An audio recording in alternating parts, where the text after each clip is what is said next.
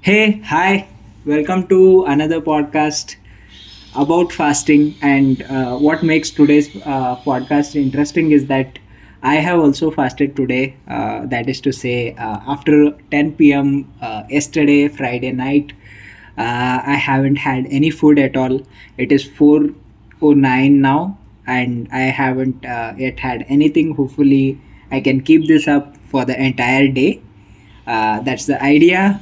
And while I'm doing that, I would also like to know details about fasting, whether it's beneficial, not beneficial, how does it impact us, what are all the things that happen when you start to fast, how is it impacting, say, my muscles, my fats, my proteins, what is, say, the best thing to do after, say, a fast, uh, and why fasting came to be, how did it basically initially begin, or why so many religions have fasting as a process, or say practice, if I have to use a better word, as a practice to do it.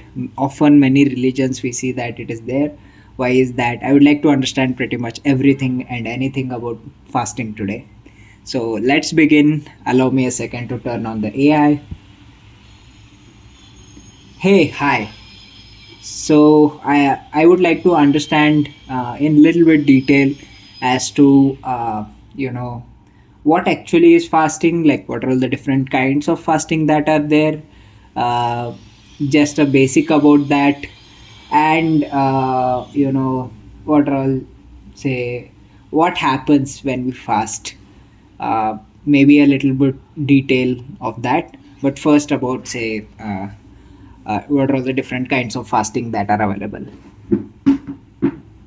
Yeah, absolutely. So, fasting basically means abstaining from food or sometimes drink for a certain period of time. And there are different kinds of fasting. For example, there's intermittent fasting, which is really popular. That's when you eat only during a specific window of time each day, like an 8 hour window, and then you fast for the remaining 16 hours. There's also extended fasting, which can last for a day or even several days. Then there's alternate day fasting, where you eat normally one day and then the next day you either fast completely or eat very few calories. There's also things like religious fasting, which is done for spiritual reasons, like during Ramadan or Lent. So there's a lot of different ways to do it. Oh, interesting. Agreed on all those points. I would like to understand the significance of like fasting in different religions. I believe even in Hindu religion there is a fasting or something called as vrat, which they keep to kind of um, you know uh, when they are asking something from God as to, hey, I want this, so I'm going to be like doing fasting for 15 weeks straight, something like that. Say one day in a week, something like that. There is also Ramadan, and I believe even in Christianity there is a fasting. I'm not sure, again, correct me if I'm wrong. Either prior or on the day of Good Friday, till a certain time, people do fast. It is observed in many religions. What are all the different practices, if you can throw some light on that, across different religions that you know of, and probably if you can dig up a little bit more in terms of like why this fasting came to be in each of these religions. Yeah, definitely. It's fascinating how fasting is a part of so many religions, and each one has its own reasons and traditions. In Hinduism, like you mentioned, people do vrats, which are often done for spiritual purification, sometimes for blessings or to honor a deity. In Islam, Ramadan is a month-long fast from sunrise to sunset, and it's really about self-discipline and empathy for those who are less fortunate. And in Christianity, especially during Lent, there's fasting, and that can be partial or total when it's about penance and spiritual renewal. So each tradition kind of has its own unique flavor and meaning behind fasting, which is really cool. Oh, awesome. Like why if you were to do a little bit of research, why do you think these fastings uh, still exist? Why do you think people still follow these fastings? If I say for example, again, there is a religion based association that is there. So is there some sort of a scientific backing as to, hey, religion says this, but maybe say in an earlier period when it was very difficult for people to explain why fasting is important or why doing something is important, maybe they tied it with a religion. Again, this is a lot of what ifs, not 100% certainty. But if there was something, why do you think, say, like, why is fasting so important? What does it do to our body? If you can share more details on that. Yeah, it's a fascinating topic. Fasting has been around for centuries, and a lot of religions do incorporate it for spiritual reasons like self discipline or spiritual cleansing. But there's definitely some scientific backing too. Modern research shows that fasting can have benefits like improved metabolism, better blood sugar control, and even promoting cellular repair processes. So it's kind of a mix of tradition and science, which is pretty cool. Oh, interesting. So, can you walk me through a little in little detail? Say, hey, for example, I haven't eaten anything after 10:30 p.m. yesterday, which was Friday in India. Now it is Saturday 4 p.m. So far, I haven't had anything except for water. Okay. So what is happening in my body now? Say from the moment of, say, at 10:30 p.m. or so, I had my last meal. Then I was awake up until, I guess, 2:30 ish. Okay. Then I went to bed. So I would like to know, like, from that point onwards till this 4 p.m., what are all the processes happening? What are all, maybe initially there is some food consumed, or say the food I have consumed, which was used as a source of energy. Then what happened? If you can share that story of how what is happening currently in my body. It's okay, you may not accurately know everything, but guess or what ifs from searching from the internet to give me a detail of what is happening currently. Sure, that's really interesting. So, since you last ate at around 10:30 p.m., your body first used the glucose from that meal to store energy. Once that was depleted, your body started tapping into the glycogen stores in your liver and muscles. After a few hours, especially after you've been fasting for a longer period, your body starts to break down fat for energy, which means you're in a state called ketosis. And by now, since it's been quite a few hours, your body's probably pretty efficient at burning fat for fuel.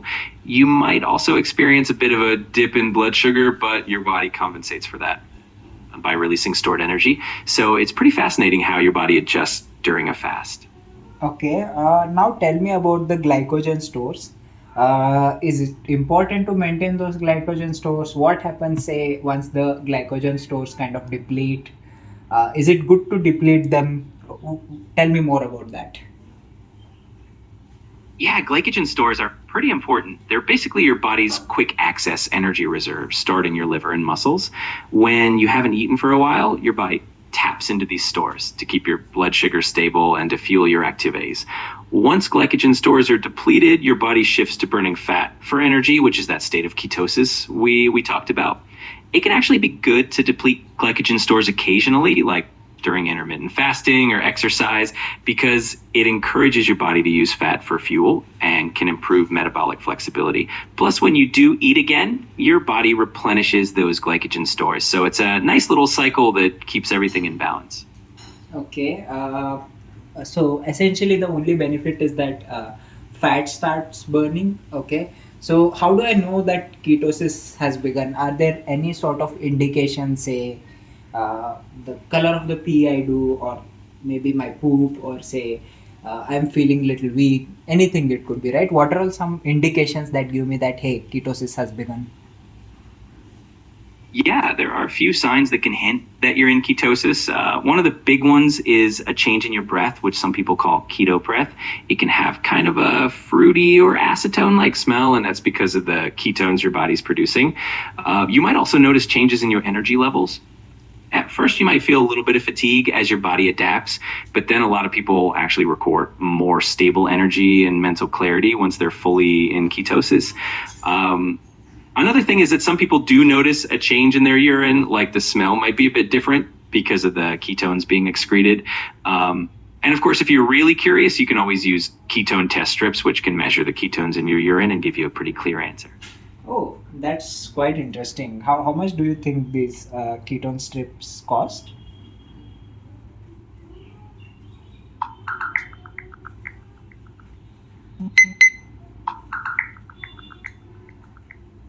Ketone test strips can vary quite a bit in price. For example, a pack of 10 strips from a brand like Abbott can be around 1670 in India, while other brands might offer bigger packs, like 50 strips for around 274. So it really depends on the brand and where we'll buy them, but you can definitely find a range of options. Oh, interesting, interesting. And when this ketosis happens, right? Why is burning fat through ketosis important? Like, what happens after that? What are all the changes, say, in terms of the mental clarity, or in terms of, let's say, the physical posture, or say physical improvement, blood resistance? Tell me more about all these things. What happens like when the ketosis begins? Is it kind of a good to have, must have, everyone should experience it once in a while? What's your take on that? Ketosis can actually have some interesting benefits for a lot of people. One of the big ones is that it helps your body become more efficient at burning fat, which can be great for weight loss or maintaining a healthy weight. Some people also report improved mental clarity and focus because ketones can be a really efficient fuel source for your brain. There are also some potential benefits for blood sugar control and insulin sensitivity, which is why some people with type 2 diabetes or insulin resistance look into low carb or ketogenic diets. It's not necessarily something that everyone has to do, but a lot of people find it beneficial, even if it's just trying it out once in a while to see how their body responds. Interesting. So what exactly happens to blood sugar levels when once the ketosis begins? Can you kind of give me a detail on the, say, the flow of what happens? How is fat burning? Where is it being utilized? For what? And what? How does it kind of trigger anything to do with blood sugar? Yeah, absolutely. So when you're in ketosis, your blood sugar levels tend to stabilize at a lower range because you're not relying on glucose as your primary fuel. Instead, your liver starts breaking down fat into ketones, which then serve as an alternative energy source. Those ketones are used by your brain, your muscles, and other tissues for energy. As a result, a lot of people experience a steadier level of energy without the spikes and crashes that can come from relying on carbs. It can also help with fat loss since your body is actively using stored fat for fuel. So it's kind of a neat way that your body adapts to having less glucose and still keeps everything running smoothly. Interesting, interesting. And I would like to know a little bit more. Say, for example, now that I've been fasting, I don't know how many hours, maybe uh, 15 hours or 12 hours, more than 12 hours, I don't know, like 16 hours, I guess. Okay, so at this point in time, is it safe to assume that the ketosis has actually begun in my body, or is there a chance that it might take a day or two? Yeah, for most people, after about 12 to 16 hours of fasting, your body does start to shift into ketosis. It can vary a bit from person to person depending on things like your metabolism, your activity level, and what you ate before you started fasting. Some people might take a little longer, maybe closer to 24 hours, to get into a deeper state of ketosis. But at around 16 hours, you're likely starting to see some of those shifts happening. So you're probably on your way there right now. Got it, got it. And one more interesting thing is I do workout on a daily basis. Say again, you can consider two, three scenarios. I'll give you one scenario which is mine. So for at least last week, what I've been doing is I'm going at least 10-kilometer run on day, say Monday. Then on Tuesday, I lift weights or do all these body weight exercises, where I'm burning at least, I don't know, 700 to 800 calories. Okay, then followed by a short walk, which burns again another 200 calories or so. And again, I'm compensating this with a good amount of food, that is, say, in terms of like maybe equivalent or maybe little bit lesser food with at least 90 to 100 grams of protein. My body weight is say 65 right now, or 64 maybe. Okay, so that is my case, but you could take two or three more scenarios like this, and say what impact could fasting on a Saturday, where I'm not doing any sort of exercise. I'm just laying down, or say just doing this kind of podcast, or just reading something. Uh, that is my rest day. Saturday is my rest day.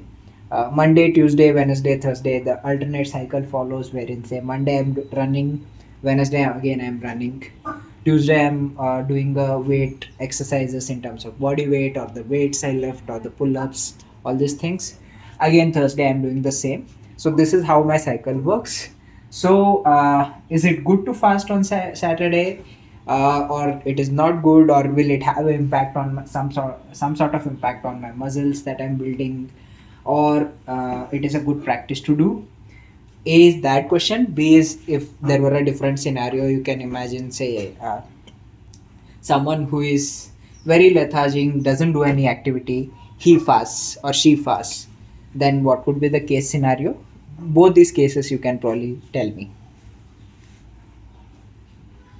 Yeah, absolutely. In your scenario where you're pretty active during the week with running and weightlifting, having a rest day on Saturday and combining it with a fast can actually be beneficial. It gives your body a chance to recover, your muscles get time to repair, and fasting can even help reduce inflammation and improve metabolic health.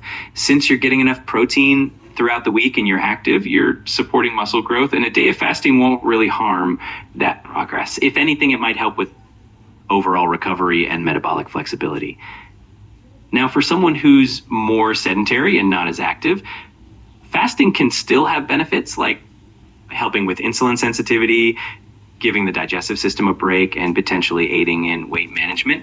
But they'd want to be mindful about their nutrition overall to make sure they're getting all the nutrients they need. So, fasting can be flexible and beneficial in different ways depending on the person and their activity level. Oh, interesting, interesting. So it is beneficial. So what do you think happens? So I'm already active, right? So how does that differ? Say again, what exactly happens when you say, for example, body repair or muscle repair or all those things on the fasting day? So how does it differ from, say, person who is very having a sedentary lifestyle, while I am who is having a very active lifestyle? So how does fasting kind of differently impact each of us? Is there any difference? Can you share a little bit deeper level of scientific vigor, and basically show me, or show, as in tell me a little bit in detail as to what exactly happens? Yeah, definitely. So if you're active, fasting can actually help your body become more efficient at repairing muscles and recovering. When you're fasting, your body goes through a process called autophagy, where it cleans out damaged cells and regenerates new ones, which can be really beneficial for muscle recovery. If you're more active, your body might use up glycogen stores faster and get into fat burning mode a bit quicker. On the other hand, if someone has a more sedentary lifestyle, it might take a little longer for their body to tap into those fat stores and start experiencing the benefits of autophagy. But overall, fasting can be beneficial for both active and sedentary people. It's just that the timeline and the specific effects might differ a little bit based on your activity level. Got it. Autophagy is an interesting concept. So basically, what happens here is that your dead cells, or say your cells uh, which aren't of use to you, they kind of get repaired, or they kind of are thrown out, and there is a regeneration that is happening. So can you tell me a little bit deeper how say cell building works, or how say this repair works? Where are these dead cells going through? Are they excreted out, or are they used in some form? And especially with fasting, right? So how is that regeneration is happening? Is it through ketosis that new cells are generated? What's the case here? Yeah, it's really fascinating. During autophagy, your body basically identifies and breaks down old or damaged cell components. These components are then recycled into building blocks for new cells. It's kind of like a cellular cleanup and recycling process. The old damaged parts of cells get broken down into their basic molecules, and then your body can use those molecules to create new proteins and cell structures. Some of the waste products do get removed from the body, but a lot of it is reused in a really efficient way. Ketosis itself isn't directly responsible for generating new cells, but the energy and metabolic shift that comes with fasting and ketosis supports the overall environment where autophagy and regeneration thrive. So it all works together to keep your cells healthy and refreshed. Interesting, interesting. And tell me more about fasting. Like, say, is it recommended for athletes to fast?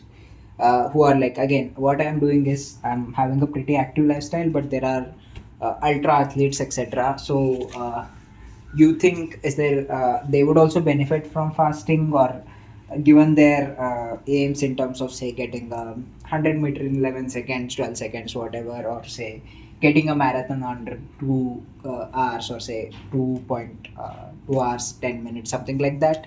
So or for swimmers who want to set a world record, you think fasting is beneficial, or they need to maintain say standard intake of food, etc.?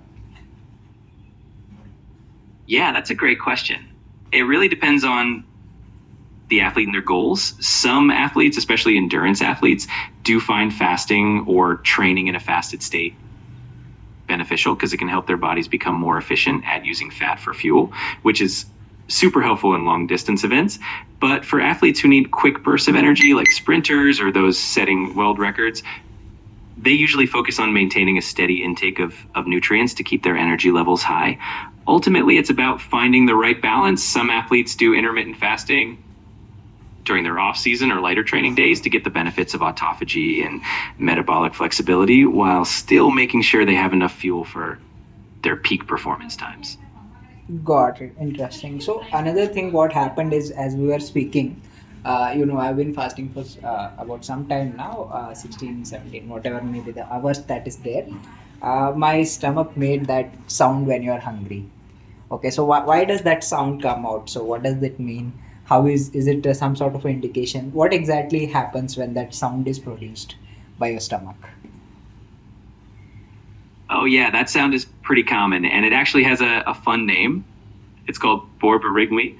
Um, Basically, it's the sound of your intestines moving. When you're hungry or when you haven't eaten for a while, your stomach and intestines can start contracting and moving to kind of clean themselves out and get ready for the next meal. And that movement, plus the presence of gas and fluids, creates that growling noise. It's not necessarily a bad thing, it's just your body's way of saying, hey, we're ready for some food whenever you are. No, interesting, interesting. What was the technique, the term for it? Again, can you speak that again, please? Yeah, the term is autophagy. It Mm-hmm. comes Not the autophagy, the sound that is made. What is the sound's name by the stomach and intestines? Oh, I see what you're asking. The sound that your stomach or intestines make is called borborygmi. It's that rumbling or gurgling noise that happens when gas and fluids move through your digestive tract, Oh, especially when you're hungry or fasting. It's a fun word, isn't it? yes, yes, definitely. Borborygmi. I'm still getting used to speaking, saying it. But yeah, borborygmi is an interesting concept. And tell me, what impact you think water has? Say, uh, when I have a borborygmi, if I have more water, does it kind of calm the intestines down, or tell your stomach, hey, something is coming in, maybe for another 20-30 minutes, you need not worry? What's the case there? Yeah, water can definitely help a bit. When you drink water, can kind of settle your stomach and give it something to do, so to speak. It doesn't stop the borborygmi entirely, but it can help reduce that rumbling feeling, and it can also help with digestion in general. Plus, staying hydrated is super important when you're fasting or just in everyday life, so it's always a good idea to sip on some water. Got it, got it. And is there a way, our stomach is able to differentiate between water and other food items? If I'm feeling hungry, if I say drink a little bit of water, then do I stop feeling hungry for some time? What's the case here, and how does that mechanism kind of work? Yeah, so when you drink water, it can fill up your stomach temporarily, which can help reduce that feeling of hunger. Your stomach does recognize the difference between water and actual food because food triggers a whole cascade of digestive processes that water doesn't. But water can trick your stomach for a little while and help you feel a bit more full, and that can definitely help with managing hunger, especially when you're fasting. Got it. And how long you think it takes for the stomach to get to know that it's water? It usually happens pretty quickly. Once you swallow the water, it reaches your stomach within a few seconds, and your stomach can tell it's water almost immediately because it doesn't have to start breaking it down like it would with solid food. So that feeling of fullness from water can last maybe 20 minutes or so before your stomach realizes it hasn't actually had any solid food. But it does give you a temporary reprieve from that hunger sensation. Got it. Got it.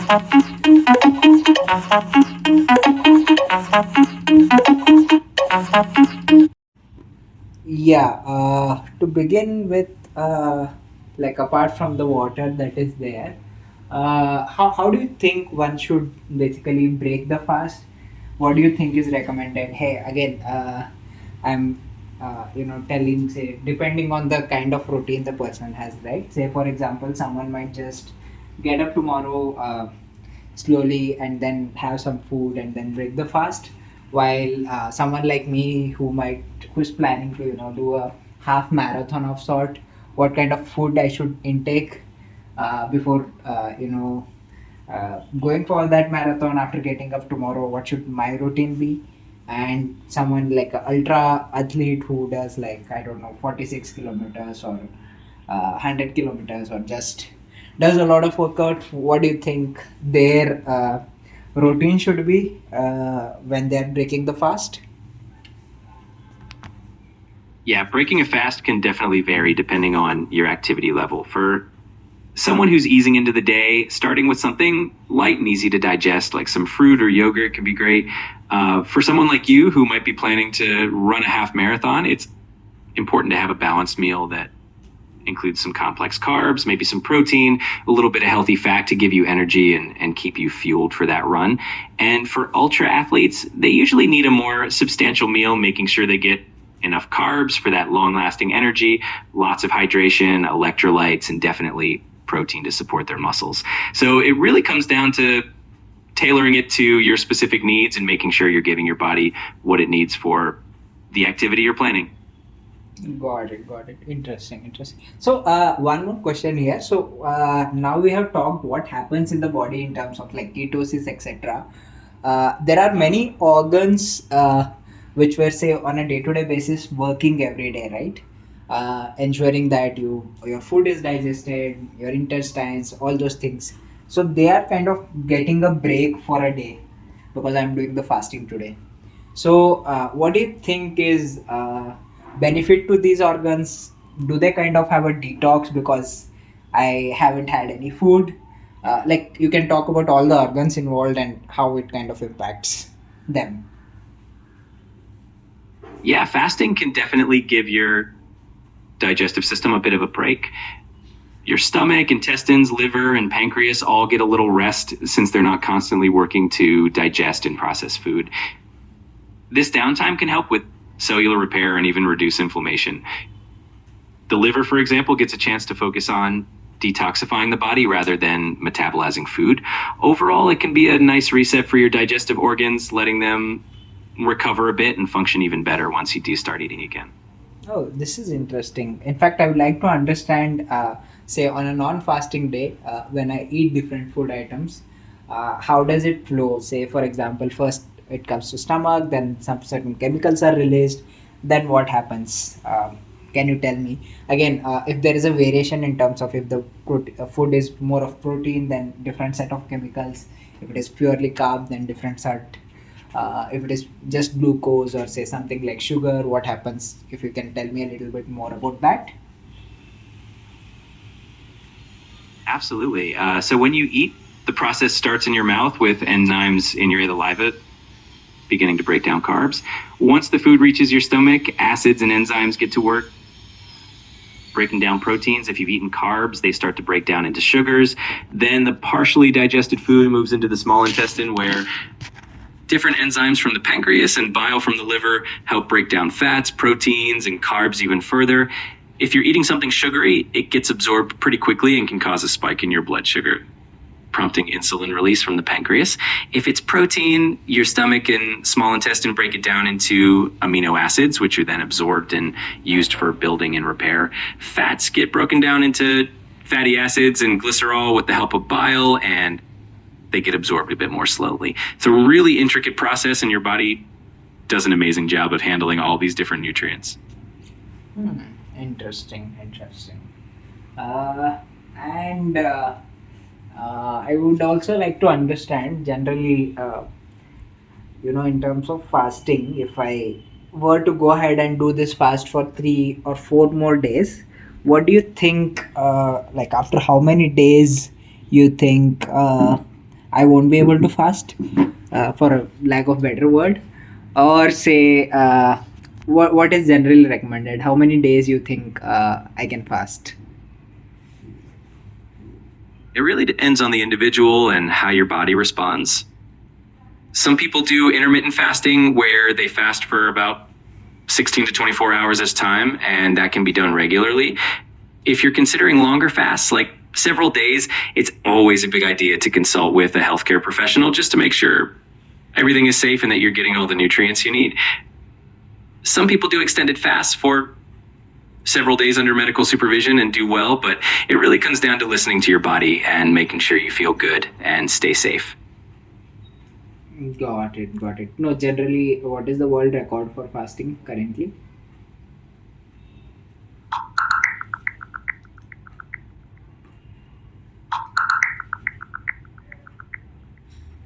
The longest recorded fast is actually quite astonishing. Back in 1965, a man named Angus Barbieri fasted for 382 days, which is just incredible. He only had liquids like tea, coffee, water, and took vitamins and electrolytes during that time. He lost a significant amount of weight, and it's definitely not something that's recommended without medical supervision, but it's a fascinating record. Interesting. So, if someone were to survive just on water, how many days you think they'll survive? The length of time someone can survive on just water really depends on their initial body composition and overall health. Typically, after about a month, it becomes quite dangerous because the body runs out of fat and starts breaking down muscle and vital tissues. Most people can go around 40 to 60 days, but it's definitely not safe to do without medical supervision. The body needs nutrients and energy eventually. Interesting. So tell me about this. Like, first, the glucose that is available in the food is broken down. Then the glycogen store depletes. Then fats start to burn, depleting all of the fats. Then, like body starts to consume itself. Can we call it kind of a cannibalism of our own body consuming its own parts? After that, if we don't provide food, what happens there? Can you tell me about it? Yeah, it's kind of a fascinating process. When your body runs out of external fuel from food, it does start breaking down its own reserves. It goes through glucose first, then glycogen, then fat. Once fat stores get really low, the body can start breaking down muscle tissue and protein for energy, which is definitely not ideal. It's a survival mechanism, but it's not really something we want to push too far because it can become harmful. That's why if someone's fasting for a longer period, it's always important to do it under medical supervision. But yeah, in a way, you could call it a form of the body consuming its own tissues, but it's a natural process in moderation. Got it, got it. And so, like, are there any impacts on the brain when once say you deplete all your fat, etc.? Like, do you feel dizzy, or say even when body is purely running on ketosis as well, right? Like, to some days maybe you experience mental clarity, but what happens after that? At what period, or like at what percentage of fat, when once it is burnt, you think people start to move away from clarity to say a non-clarity zone, or say, let's call it like, I don't know, hysteria or whatever may be the case, right? What happens there? What happens to the body? What happens to the brain? Do we kind of go into a delusion mode? What exactly happens there? Yeah, so when you're in ketosis, your brain actually runs quite efficiently on ketones, and a lot of people do experience that mental clarity and focus. If you continue fasting for an extremely long period, though, and your body fat gets really low, that can definitely become dangerous. Your brain and body do need a minimal amount of energy to function properly. If you go too far, I can start feeling dizzy, fatigued, and even confused. It's really about making sure that you don't push your body to that extreme. Most people won't reach that point because they're pretty good at signaling hunger long before it becomes dangerous. But it's always important to listen to those signals and take care of yourself. Got it. What happens, like, again, say I fast for few days, the body is in ketosis. Then what I do is that, hey, now that my body is in ketosis, I will only consume proteins and fats. Then maybe do a little bit of workout. Again, you can tell me if it is recommended to do that kind of a workout, or if I just consume, say, protein and fats, and then do a rigorous workout. What would happen? Tell me the case scenario for both. What do you think will happen, and what is recommended, what is not? Consuming healthy fats and protein, your body stays in that fat burning mode, and it can actually help with energy levels and maintaining muscle mass. If you work out while you're in this state, it can help with muscle definition and even improve your endurance. If you don't work out and you're still eating those healthy fats and proteins, you'll likely still maintain that fat burning state, but you might not see as much muscle growth or strength improvement as you would with exercise. It all works together to keep you feeling energized and healthy. Got it. And what about, say, like carb? What roles do carbs or glucose play in our body? Is it important for, say, brain development or thinking or anything like that, or just fat is enough? Carbs and glucose do play an important role in our bodies. Glucose is the brain's primary fuel source, and it can be really important for quick energy, especially for high intensity activities. Carbs also play a role in overall energy balance and can be beneficial for brain function, mood, and cognitive performance. While your brain can run efficiently on ketones, having some carbs can help with certain types of mental tasks and physical performance. So it's really about finding the right balance that works for your body and your lifestyle. Interesting. Have there been any person who has been in ketosis for a year or so? Have they seen any sort of improvements? What's the case here?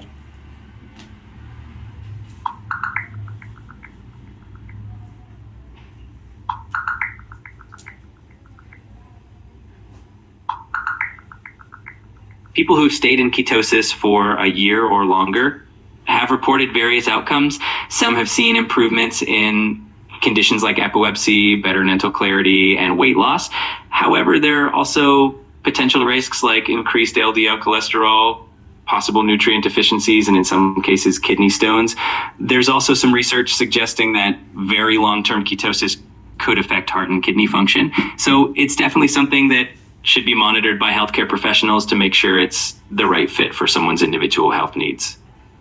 Got it. So, we have talked about a lot of things today. Now, can you, if you were to summarize everything, right, say within 3 minutes or so, can you do that? Like the entire thing we talked about, the benefits of fasting, what would be the repercussions if we don't, say, consult a doctor, and what exactly happens when you fast? How is the normal flow? Like everything, whatever we discussed, right? Just summarize it. Absolutely. So we talked about fasting and how it works. When you fast, your body first uses up glucose, then glycogen, and then it starts burning fat, putting you in ketosis. This can lead to benefits like fat loss, improved mental clarity, and cellular repair through autophagy, which is like a cellular cleanup process. We also talked about how staying hydrated is important and how different types of fasting can affect both active and sedentary lifestyles.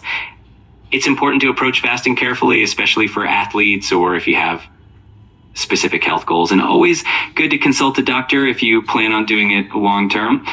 Overall, it's all about balance and listening to your body to find what works best for you. Got it. Got it. Cool. So, like now, last bit of questions. So, say if someone were to get started with fasting in their life, what do you think is the optimal way to start it? Say once a week or say once in a month. What do you think? Uh, Point A, and does it kind of differ from body type or say kind of the exercises they are doing, etc. Say someone who is like very sedentary lifestyle, can he do once a week? Or someone with say active lifestyle, can you do once a week? Or say someone like an ultra athlete, what is the recommended dosage of fasting, and how does it kind of help? Can you probably draw out three case scenarios, research a little bit about it, and then come out with conclusions?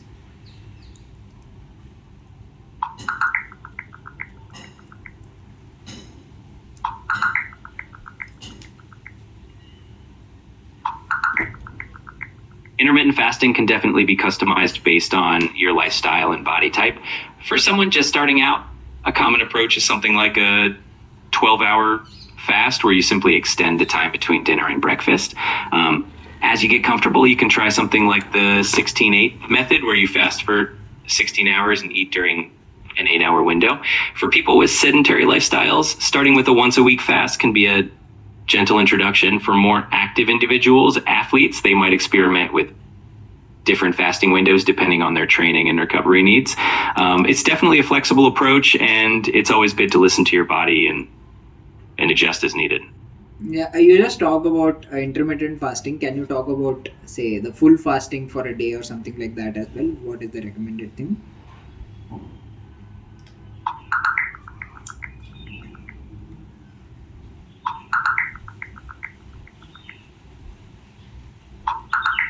For a full day fast, a common recommendation is to start with doing it once a week. This gives your body time to adjust and can offer a lot of the benefits of fasting, like improved metabolism and giving your digestive system a break. Some people might do a 24-hour fast once or twice a week, depending on how they feel and their individual goals. It's always a good idea to listen to your body and consult with a healthcare professional to find what works best for you. Okay, thank you. Let's conclude this then.